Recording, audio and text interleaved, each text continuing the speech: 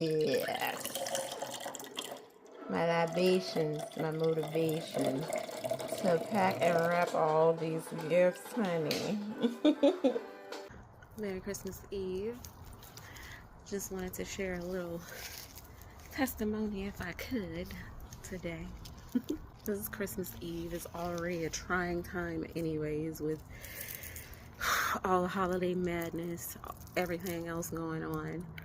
But this time of year for me is always especially conflicting because normal holiday hustle and bustle, but then also 9 years ago I almost died.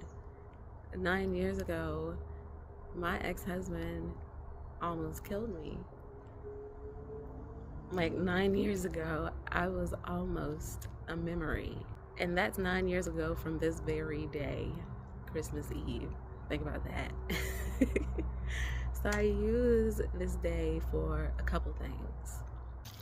First is to gauge how far I've come since that day, because since that day, like, a lot has changed. I was a very different person. I went from getting my water utilities cut off, not being able to qualify for shit, to now I can buy or build whatever I want.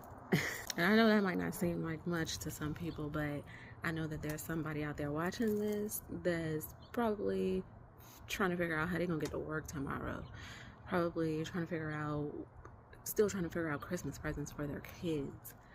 There's somebody watching this right now probably thinking, yeah, you right, it do cost a lot to wipe your ass these days.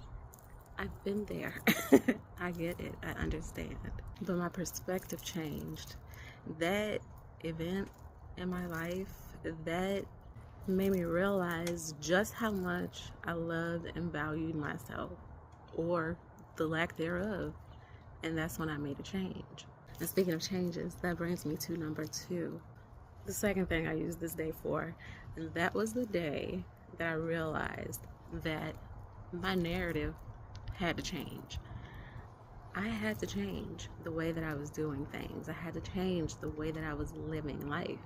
And most of all, I had to change the narrative and the story that I was telling myself. And from that day on, I was no longer the victim in my story. And from that day on, he was now the victim in my story. I became the villain. That's when I really learned the art of reframing. And to be honest, when I took a step back and looked at the situation, the event, how it all unfolded, I realized that it had to happen that way. It had to happen that way, or I would not have moved. I had to almost die to get out of a relationship and change my life. And I know that sounds crazy, but I know that there's a lot of people out there in that same situation.